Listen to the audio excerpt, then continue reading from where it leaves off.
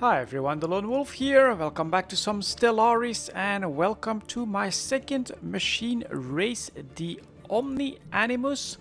So there you go. I took this as just one of the random names that the game generates. I think it's pretty damn cool, and you can see here this time I once again managed to grow pretty big decently quickly. We're actually still early in the game. I just unlocked battleships basically. That's where we are at, and we won our first war against the green guys here. So let's get this show on the road. A couple of things that I've done differently. First of all, of course, the galaxy type. This one I think allows you to grow more quickly in a more unrestricted way, but it's also a double-edged sword because you can be unlucky with your nearby neighbors and get overwhelmed early on as well. But this hasn't happened here. There we go. The Omni Animus have grown quite nicely. To the disliking of the Mekonas Watchers, so those guys have actually attacked me 3 times, and that is the reason why I'm humiliated and I have a lower influence than I would normally have. So this is a disadvantage of being a machine race, but not just a machine race, but we are also, let's see if we can find here, determined exterminators, death to all biologicals, and we are rapid replicators as well. That's the team of these guys, cheap pops and quick to build pops. So let's do a quick show of that. For instance, this is the planet that I've grabbed, only 80, and the growth rate is I think, like, let's see, here it is, 1.4 a month. I think 1.0 is like the normal one. Now I do want plenty of energy, so that sounds good, and we're just basically waiting for the rest of these corruptions to die off. Here's a look at some of my planets here, filled to the brim with pops, and that's definitely a big advantage here with this race. Now, interesting start for this game as well. So obviously these watchers don't like me and have attacked me several times. That hasn't really happened before, but look at my neighbors. Here are the Shazarak Eradicators, also determined exterminators. These poor guys here are being exterminated as we speak. And up here, the Tronzaru Sentients, determined exterminators. And I think there's like 2 more machine races out there. I think these guys, Silicon Subsumers, they actually want to assimilate, right? Yep, driven assimilators. And then there's another one around here somewhere.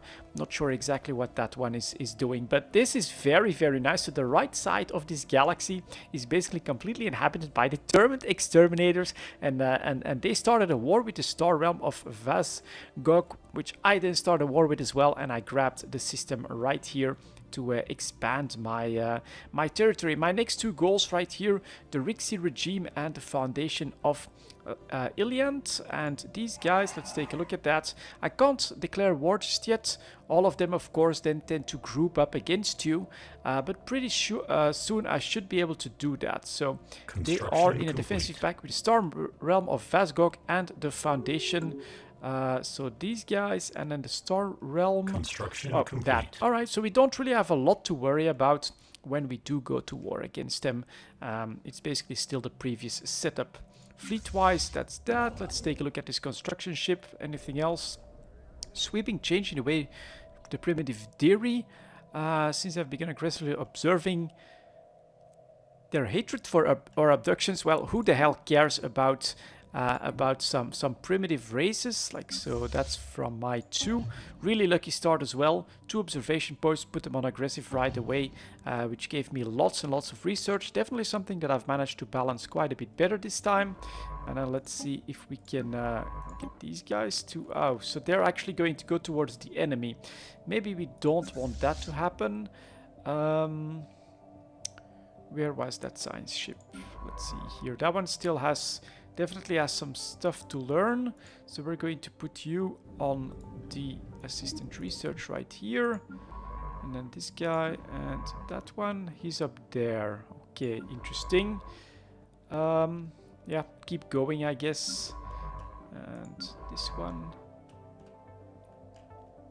all right, we'll see if we can manage to to keep those guys safe, because we don't want them to go in, of course, as we go to war. So is there like anything else that I could explore? No, I think that basically everything else is out of reach for me. Yeah, they don't like that. What if I put them on neutral? Then maybe they can go over here. Yeah, all right, let's do that instead. And so this one is in here. Not liking that very much, to be honest. So let's also change his fleet stance. Let's see if we can survey this system. Just get them out of here, because this is where I'm planning to attack. And then this construction ship, we still, I think, can afford to make another Weko class of fortress near the center. It's got a snare in it. Alert. That should be nice as well. Economy-wise, it's a little less strong than the mining-driven machine race, but it's definitely doing its job quite nicely as well. Pop's growing super fast, which means that, of course, you've got all of these planets with very, very nice yields. So I think that with that, we have almost everywhere. Alert. Let's also put one here. Just starting to put up my fortresses, which are like 6k in defense, so not so bad, especially at this point in the game. And then let's take a look at, what are you? That's a science ship. Didn't I tell him to? Alright, so he's actually retreating over there now. And then this one is going over there. Okay, alright, we'll take it. So we've got one fleet ready to attack here. We've got one fleet ready to attack there. And then we've got, of course, our transport ship with 55 troops. And another one with 29 over here. Good. All we need to wait is for our truce to end, which ends, let's see if I can see that, 2293, just a couple more years actually. So this might take a little bit of time. I'm not sure if we'll get there for this video already, probably not, but some people have asked for some more Stellaris. So this is more Stellaris with Synthetic Dawn, my second machine race, the Omni Animus. I've fixed a lot of the problems with this setup. So these guys grow super quick. They're also determined exterminators. I wanted to check it out, see how that works out. Let's do a quick pass over all my planets to see if we have to do more upgrading. Anyone else dying here so that we can put more pops? Nope. So first fix, do go for some research early on so that you don't lag behind from the start and then get into trouble. Second fix, faster growers. Definitely helps with building up pops more quickly, getting more of them at a cheaper price as well. Basically that does make up for the lack of bonuses to your mining yields. And at this point, if I go for my demographics, 354 pops on 20 worlds, not bad at all. And this is still my favorite playstyle when it comes to the type of universe that you're playing in. This one, unrestricted, you can just grow as long as you don't meet too many problematic neighbors. So like that, that all looks pretty good. And then we need to see 2293 over here for that one. Okay, let's see what's next. All of this is built up. That is maybe one point that I did want to mention. Let's build this up. The mining stations, that has definitely changed, and in my opinion I preferred the old system. So now basically during a war, mining stations are no longer destroyable. So you just take over territory and then all existing mining stations will start to work for your empire. It makes things definitely more smooth, easier. The NPCs are easier to handle. Basically, it's simplified war quite a bit, but it also takes away your option to go for like scorched earth to during a war where you want to conquer 2 planets, to like burn down the rest of their installations to really reset them more. That is definitely something that is quite a bit changed because of this. And it basically means that all empires, especially one that would grow out of control, stays at maximum input and becomes rather unstoppable. So that's what happened in the previous game. Those Watchers awoke, they started taking over territory, they don't have to rebuild anything there, they can just keep going, and they became pretty much unstoppable. Here we're on a better path. Look at that, everyone is pathetic or inferior except for the two fallen empires. So if we can stay out of trouble with them for long enough, keep growing, we might be able to purge everyone or all biological life at least in this empire, in this universe. So 6.8k for these fortresses. This time I went with lasers. So if you're curious about my ships at the moment, my battleships are either, nope, that's the other one. Here we've got a laser battleship with lots of large turrets, just maximum damage against bigger foes, and then we've got some carriers thrown in there.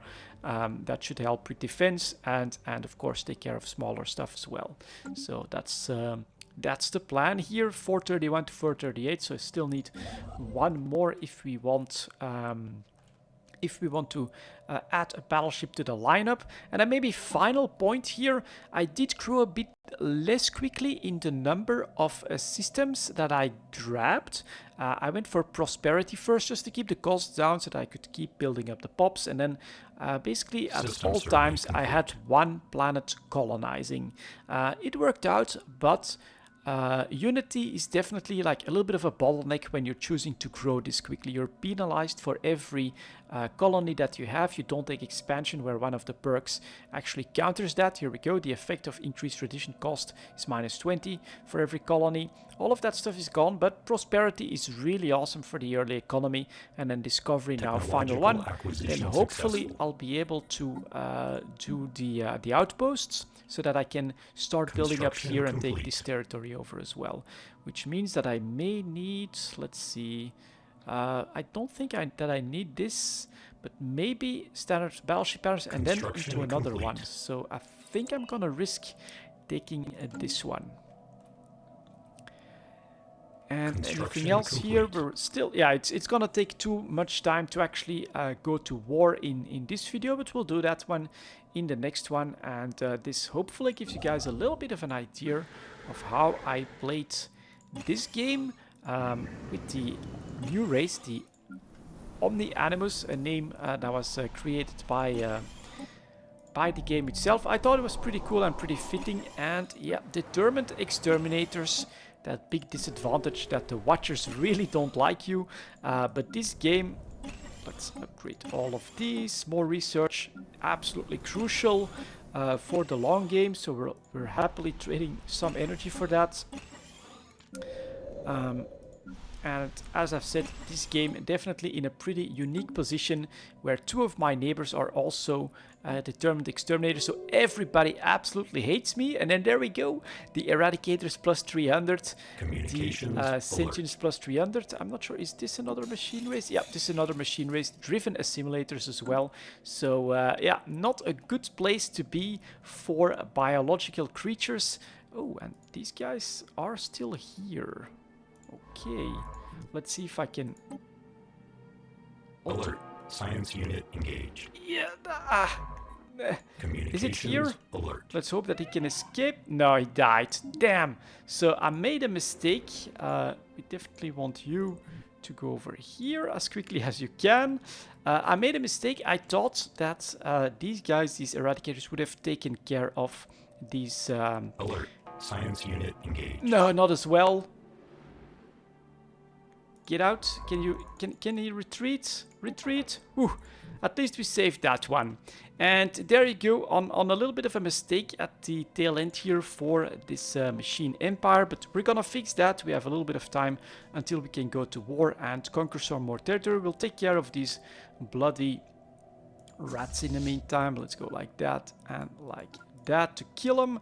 Yeah, let's fix all of that. But with this and one more battleship, please. Let us do a carrier one. That's going to be it for this video, guys. Thank you very much for watching, and as always, I'll see you next time. Construction complete.